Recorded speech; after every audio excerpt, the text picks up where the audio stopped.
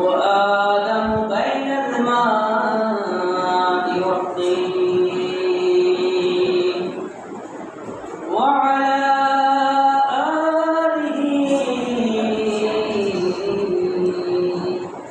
وأصحابه وأهل بيته أجمعين. أما بعد فقد قال الله تعالى عز وجل في شأن حبيبه ومحبوبه مخبرا وآخرا: إن الله وملائكته يصلون على النبي يا أيها الذين آمنوا صلوا عليه وسلموا تسليما.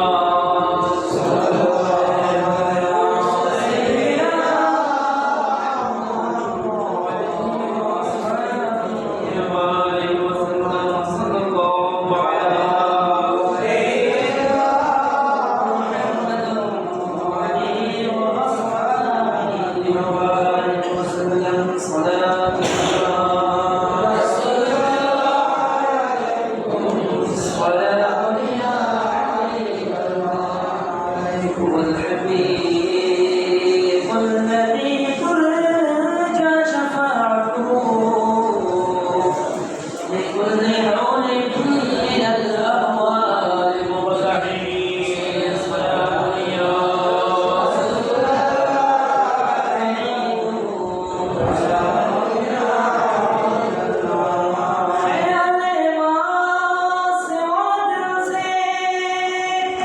मिठा दो या रसूल अल्लाह, जबे ग़लबते बशरी उठा दो या रसूल अल्लाह।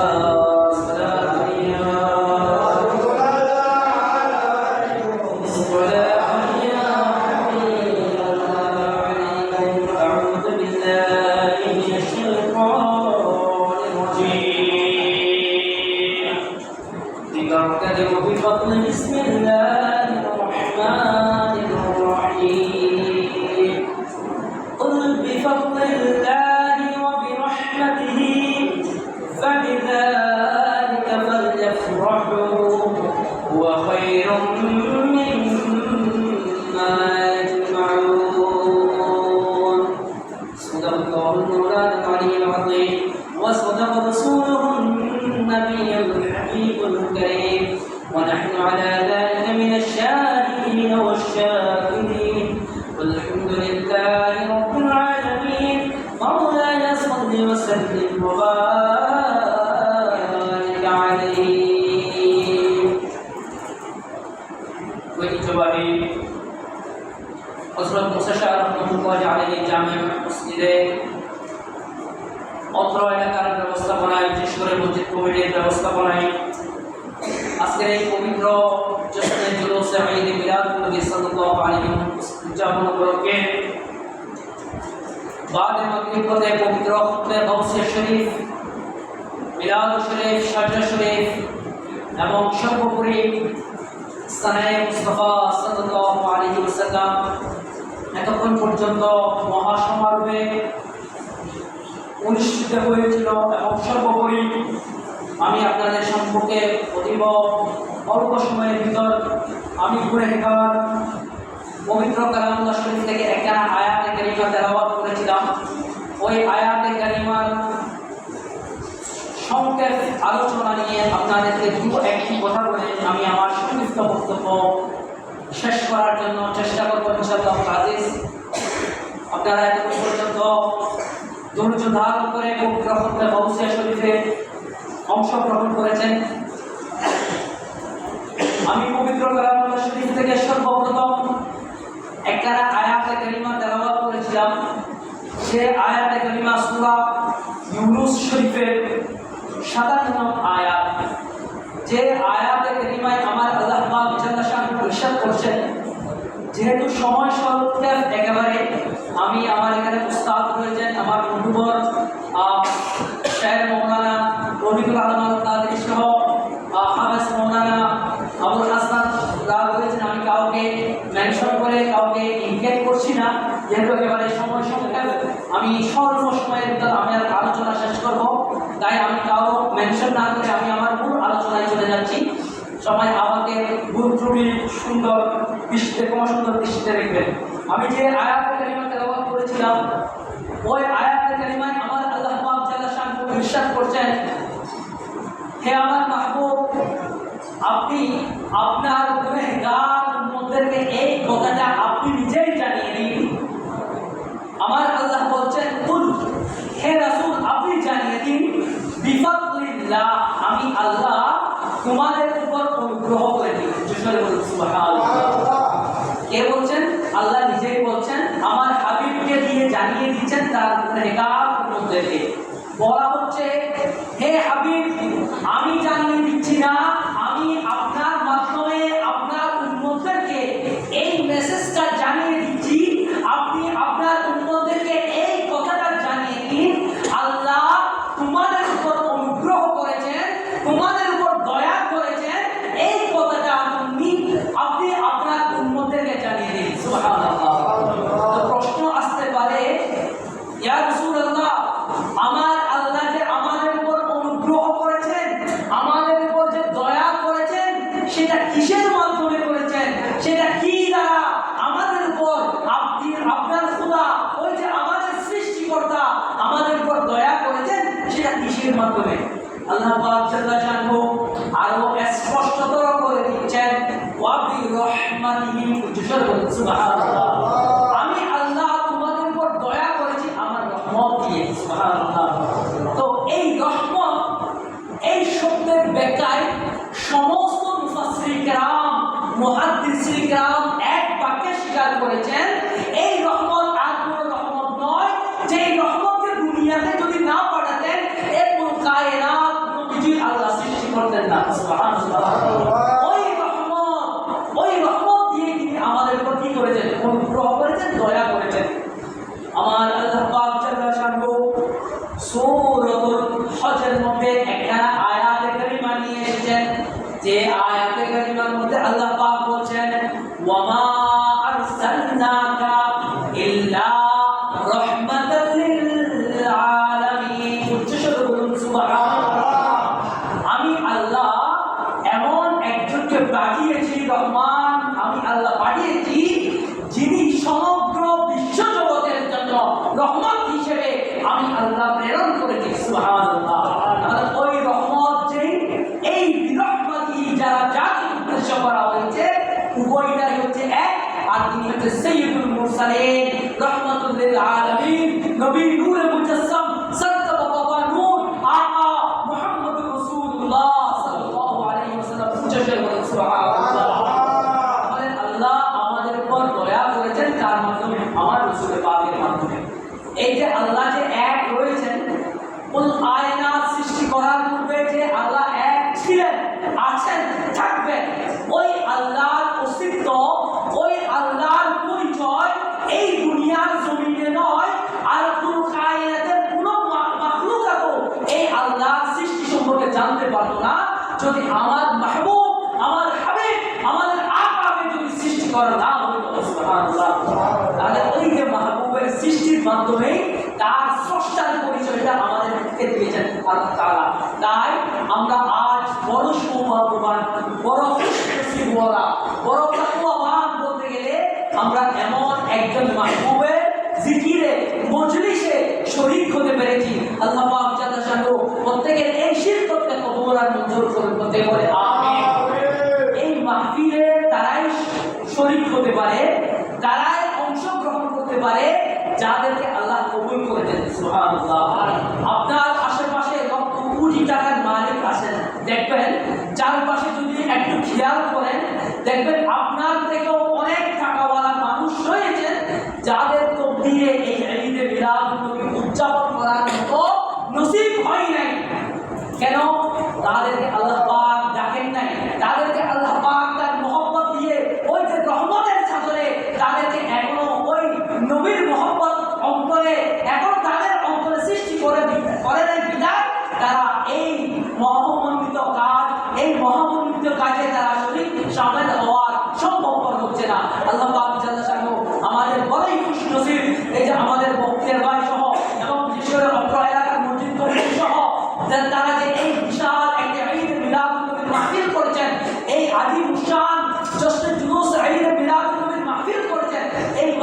যারা শরীর সামনে হয়েছেন তারা সত্যিকার অর্থেই প্রকৃতপক্ষে তারা ভাগ্যবান খুশনসিবওয়ালা। আল্লাহ পাক জাল্লা শানহু তাদের এই শিক্ষককে কবুল আর মঞ্জুর করুন। সম্মানিত উপস্থিতি, সময় একেবারে সংক্ষেপ, আপনাদেরকে দীর্ঘক্ষণ অপেক্ষা করাবো না। আমি যেহেতু কুরআনুল কারীম থেকে একখানা আয়াতে কারিমা তেলাওয়াত করেছিলাম, এই আয়াতের রেফারেন্সে আরো কিছু আয়াতে কারিমা আসে। আমি তার থেকে আরো একটি আয়াতে কারিমা আপনাদের সম্মুখে তেলাওয়াত করতে চাই। আপনারা বরকতার সওয়াবের নিয়তে ওই আয়াতে কারিমা সওয়াব করুন। যে আয়াতে কারিমা সূরাতুল মাইদা শরীফের একটি আয়াত, যে আয়াতে কারিমায় আল্লাহ জাল্লা শানহু ইরশাদ করেছেন, বিসমিল্লাহির রহমানির রহিম, قال عيسى ابن مريم اللهم ربنا أنزل علينا مائدة من السماء تكون لنا عيدا لأولنا وآخرنا وآية منك وارزقنا وأنت خير الرازقين। سبحان الله। বাতিল ফেরকারা বলে ঈদে মিলাদুন নবীর নাকি দলিল পাওয়া যায় না কুরআনুল কারীমে। এই আয়াতটা তারা চোখে দেখে না। এই সূরাতুল মাইদা শরীফের এই 114 নম্বর আয়াত, এই আয়াতে কারিমা কি তাদের চক্ষু দৃষ্টিগোচর হয় না? এই আয়াতে কারিমা কত সুন্দর করে আমার আল্লাহ পাক জাল্লা শানহু ইরশাদ করছেন। এর আগে আরেকটু কথা বলেছি, কারণ এর সাথে সম্পৃক্ত একটা বিষয় রয়েছে। আমরা যখন ঈদে মিলাদুন নবী সাল্লাল্লাহু আলাইহি ওয়াসাল্লাম যখন আমাদের কাছে তশরিফ আনে, আমরা সকলেই বলি এই মিলাদুন নবীর পূর্বে একটা শব্দ যুক্ত করি, সেটা হচ্ছে ঈদ। সুবহানাল্লাহ। কি শব্দ যুক্ত করি? ঈদ শব্দ, একটা শব্দ যুক্ত করি, ঈদে মিলাদুন নবী সাল্লাল্লাহু আলাইহি ওয়াসাল্লাম। সম্প্রতি কয়েকদিন আগে আমাদের ধর্মীয় রাষ্ট্রীয়ভাবে যে প্রথম প্রজ্ঞাপনটা জারি করেছিল ঈদে মিলাদুন নবীর ছুটি উদযাপন করার জন্য একটা সরকারি একটা প্রজ্ঞাপন জারি হয়, ওইখানে প্রথম দিকে তারা ঈদ শব্দটাকে বাদ দিয়েছিল। প্রথম দিকে ওই বাতিল ফেরকার কারণে তারা ঈদ শব্দটা বাদ দিয়েছিল। কিন্তু যখন পরবর্তীতে দেখতেছে পরিস্থিতি ভিন্ন দিকে প্রবাহিত হচ্ছে, এই ঈদ শব্দটা যদি তারা বাদ দেয় তাহলে তারা কি হবে? বিতর্কিত হবে। এই কারণে আবারও পুনরায় প্রজ্ঞাপন জারি করেছে, সেখানে ঈদ শব্দটি যুক্ত করে দিয়েছে। সুবহানাল্লাহ। এখন কথা আসতে পারে আমরা বলি সকল ঈদের সেরা ঈদ ঈদে মিলাদুন নবী সাল্লাল্লাহু আলাইহি ওয়াসাল্লাম। কেন বলি, কি কারণে বলি? যদি আপনাকে প্রশ্ন করা হয়, ওরা তো আপনার সামনে দলিল দিবে, কোরআন বলি হাদিস বলি, দুইটা ঈদের বেশি ঈদ তো নাই। তারা আপনাদেরকে সবসময় ব্রেন ওয়াশ করার জন্য চেষ্টা করবে, আপনাদের মগজকে ধুলাই করার জন্য চেষ্টা করে। ঈদ শুধুমাত্র কয়টা? দুইটা। একটা হচ্ছে রমজানের রোজার পরে ঈদের ঈদ ঈদুল ফিতর, আরেকটা হচ্ছে কুরবানির ঈদ ঈদুল আযহা। এই তিন ঈদ ব্যতীত আর কোনো ঈদ নাই। আরে বর্ত, আরে দেখো, তোমরা কি চোখ খোলা রাখো নাই? তোমাদের কি কান খোলা রাখো নাই? তোমরা কি আমার নবীর হাদিস পড়ো নাই? আমার নবীর হাদিসের মধ্যে আছে ইয়াউমুল জুমাকে ঈদের দিন বলা হয়েছে। সুবহানাল্লাহ। তাহলে দুইটা ঈদের বাইরেও কি আর ঈদ আছে? তাহলে জুমার দিন কি ঈদের দিন। এরপর ইয়াউমুল আরাফা, ইয়াউমুল আরাফা দিনকেও তো বলা হয়েছে ঈদের দিন। তাহলে এরা কি এই সমস্ত এইগুলো চোখে দেখে না? কিন্তু দেখে মানতে নারাজ। মানতে কি নারাজ? মানতে গেলে যতই সমস্যা। তাহলে আসুন কুরআনুল কারীমে এই আয়াতে কি বলছেন। এই আয়াতে কারিমার শানে নুজুল যদি দেখি, হযরত সাইয়েদনা ঈসা রূহুল্লাহ আলাইহিস সালামের যুগে বনি ইসরাইল তখন তার উম্মতরা ঈসা আলাইহিস সালামের কাছে আরজি করেছিল, আবদার করেছিল, হে আল্লাহর নবী, আপনি যে আমাদেরকে ওই এক আল্লাহর কথা বলছেন, ওই এক আল্লাহ যে আছে, এই কথাটা আমরা মানব না ততক্ষণ পর্যন্ত যতক্ষণ পর্যন্ত ওই আসমানের খোদা আসমান থেকে আমাদের জন্য খাবার দুনিয়াতে প্রেরণ করবে না। সুবহানাল্লাহ। তারা কি বলেছিল? আমরা ততক্ষণ পর্যন্ত ওই আল্লাহর প্রতি ঈমান আনবো না, আপনি যেই খোদার কথা আমাদেরকে বলছেন ওই খোদাকে আমরা বিশ্বাস করবো না। ওই খোদা যদি সত্যিই থেকে থাকে তাহলে উনি ওনাকে বলেন আসমান থেকে আমাদের জন্য খাদ্য প্রেরণ করতে। সুবহানাল্লাহ। এই কারণে এই সূরার নাম সূরাতুল মাইদা। মাইদা মানে আমরা দস্তরখানা বলি না, খাজানচিখানা, দস্তরখানা। এই মাইদা শব্দের অর্থ হচ্ছে কি? খাজানচিখানা বা দস্তরখানা। এখন আসুন, যখন এই কথা তারা বলতে লাগলো, সাইয়েদনা ঈসা রূহুল্লাহকে বললেন, হে আমার উম্মতেরা, তোমরা কখনো এইভাবে আল্লাহকে বলিও না। তোমরা কি বলিও না? এইভাবে আল্লাহকে বলিও না। আল্লাহ যে নাই, আল্লাহ যে থাকবে তোমাদেরকে রিজিক দিবে, ওই আসমান থেকে তোমাদের জন্য নিয়ামত মান্দাসাও প্রেরণ করবে, এইভাবে তোমরা বলিও না। তখন তিনি তাদের পক্ষে আল্লাহর দরবারে ফরিয়াদ করেছিলেন। আল্লাহর দরবারে কি করেছিলেন? ফরিয়াদ করেছিলেন। ওই ফরিয়াদটুকুই আল্লাহর কাছে এত বেশি প্রশংসনীয় হয়েছিল বিদায়, আল্লাহর কাছে কবুলিয়ত হয়েছিল বিদায়, আল্লাহ ওইটা উম্মতে মুহাম্মদীকে শিক্ষা দেওয়ার জন্য ওই কুরআনুল কারীমে এই আয়াত কারিমা নিয়ে এসেছেন। সুবহানাল্লাহ। যে আয়াত কারিমায় আল্লাহ বলছেন ওলা ঈসা ইবনে মারইয়াম, এটা বলছেন যে ঈসা ইবনে মারইয়াম এই কথাটা বলছেন, আল্লাহুম্মা, হে আমার প্রভু, রব্বানা, হে আমাদের প্রভু, আনজিল, আপনি অবতরণ করুন, আলাইনা মাইদাতাম মিনাস সামা, ওই আসমান থেকে আপনি দস্তরখানা সহ আমাদের জন্য খাদ্য প্রেরণ করুন। সুবহানাল্লাহ। আল্লাহ দরবারে কি করেছিলেন? ফরিয়াদ করেছিলেন এইভাবে। তাকুলুনা, সাথে কি বলেছেন? তাকুলুনা, আর এটা আমাদের জন্য হবে ঈদান, ঈদ, আনন্দের দিন। সুবহানাল্লাহ। তাহলে যদি আল্লাহ পাক জাল্লা শানহু ঈসা রূহুল্লাহ দোয়া কবুল করে, যদি আসমান থেকে যদি দস্তরখানা ভর্তি করে যদি দুনিয়ার জমিনে যদি কি পাঠাইতে পারেন, খাবার পাঠাইতে পারেন, সেটা যদি তাদের জন্য ঈদ হয়, যে রহমাতুল লিল আলামিন নবীকে যদি সৃষ্টি নাই করতো, পুরো কায়নাত বলি, আসমান জমিন বলি, লৌহে মাহফুজ বলি, কিছুই সৃষ্টি করতো না, ওই নবীকে যখন দুনিয়াতে প্রেরণ করেছেন, ওই নবীর দিন, ওই যেদিন দুনিয়াতে প্রেরণ করেছেন, ওই দিনের মতো খুশির দিন আগে হইতে পারে না। ওই দিনের চেয়ে বড় কোনো খুশির দিন, বড় কোনো ঈদের দিন হইতে পারে না। তাই ঈদান আউয়ালিনা ওয়া আখিরিনা, তখন বলেছিলেন এটা শুধু আমাদের জন্য ঈদ হবে এমন না, আমাদের যারা পরবর্তী আসবে তাদের জন্য এটা ঈদের দিন হবে। সুবহানাল্লাহ। তাহলে যার জন্য এত সব কিছু পেয়েছিলাম, যার জন্য এই কোন কায়নাতে সব কিছু মহান আল্লাহ সৃষ্টি করেছেন, যার জন্য লৌহে মাহফুজ থেকে ফেরেশতা বলি, আশরাফুল মাখলুকাতগণ, হাজারে 18,000 মাখলুকাতের সব কিছুই যার জন্য সৃষ্টি করেছেন, সেই নবীকে পেলে আমরা খুশি না বেজার? আমরা খুশি তো। সেই নবীর খুশির দিন, সেই নবীকে দিন দুনিয়াতে তশরীফ এনেছেন, তাই আমরা সেই দিন ঈদ উদযাপন করি। সুবহানাল্লাহ। তো এই আমি যে আয়াত কারিমা তেলাওয়াত করেছিলাম সূরা ইউনূসের 57 নং আয়াত, ওইখানে বলা হচ্ছিল ফালইফরাহু বিরাহমাতিহি ফাবিযালিকা ফালইফরাহু। এই যে আমি আল্লাহ তোমাদের উপর যে দয়া করেছিলাম, আমি যে তোমাদের উপর কি করেছিলাম, আমি যে তোমাদের উপর অনুগ্রহ করেছিলাম, তাই তোমরা খুশি উদযাপন করো। সুবহানাল্লাহ।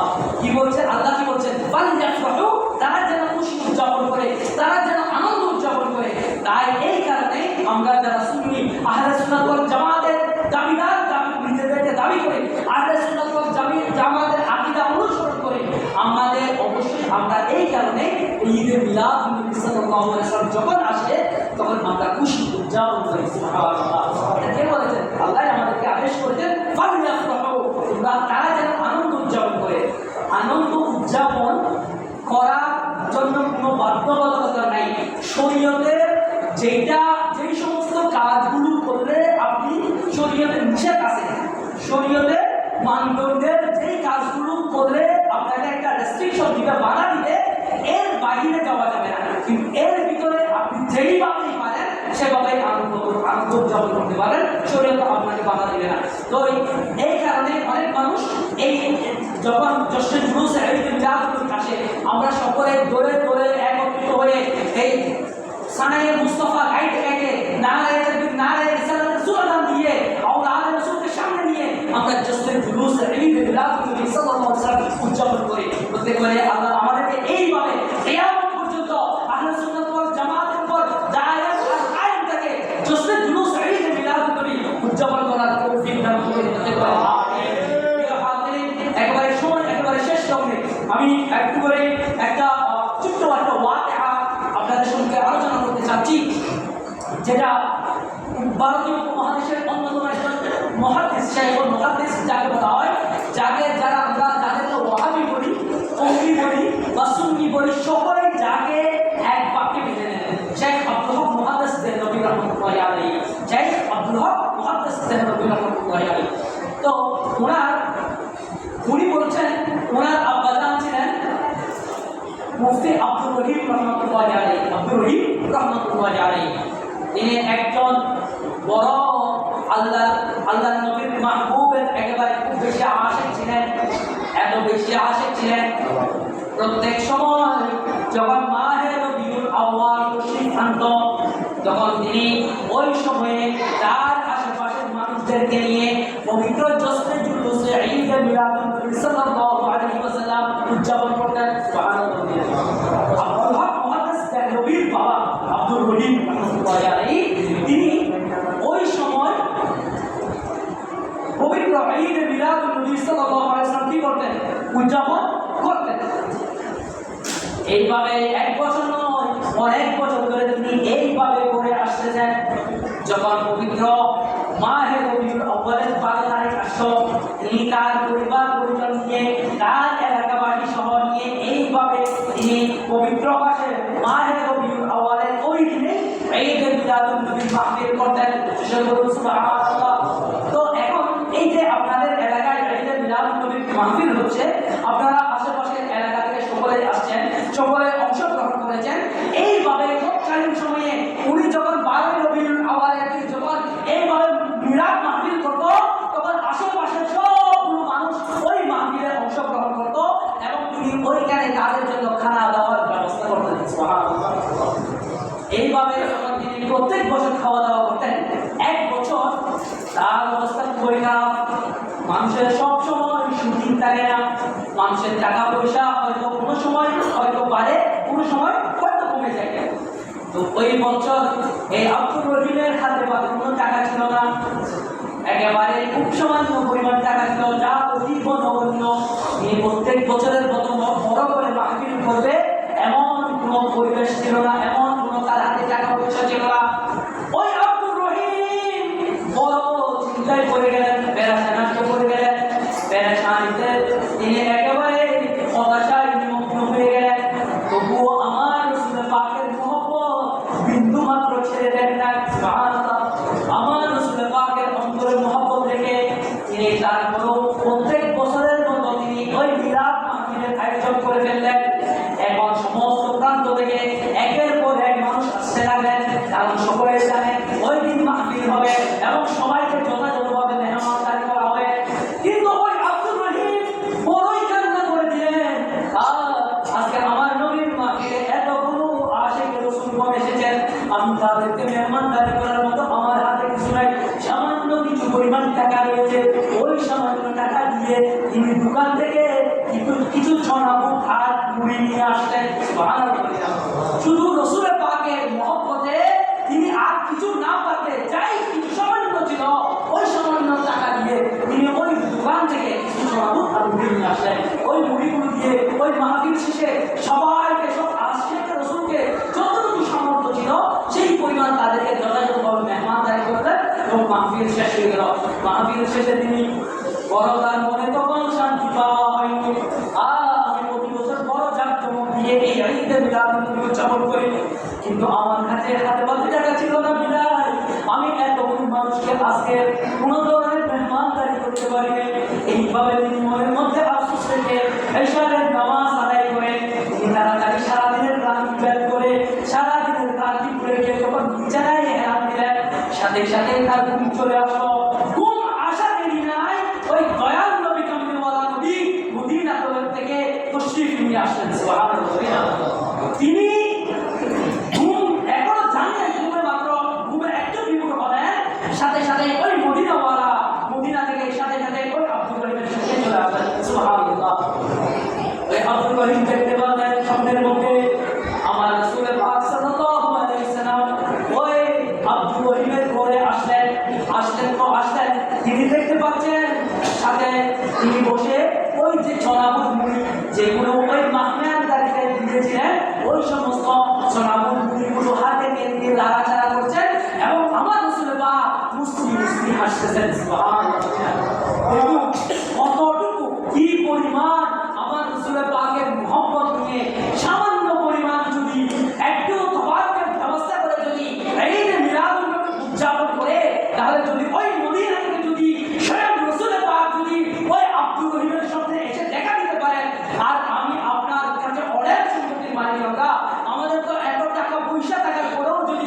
আমরা যদি মন থেকে রাসূলের পাকের ইশক আর মহব্বত নিয়ে চলি, আমরা যদি ওই রাসূলের পাকের স্মরণে ঈদে মিলাদুন নবী এইভাবে জাঁকজমকভাবে উদযাপন করি, আমাদের রাসূলের পাকের অন্তরে মহব্বত যদি থাকে, তাহলে আমার তকদীরে হোক, আমার সামনে হোক, আপনার সামনে হোক, আমার রাসূলের পাকের দিদার নসিব হয়ে যাবে। সুবহানাল্লাহ।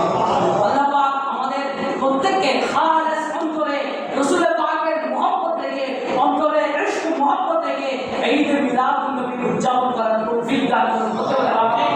এবং যারা উদযাপন করতে পারতেছে না এত বড় জাঁকজমকভাবে, যারা যেখানে যেভাবে পারে প্রত্যেক যেখানে ঈদে মিলাদুন নবী উদযাপন হচ্ছে সেখানেই শরীর শামিল হওয়ার তৌফিক দান করুন।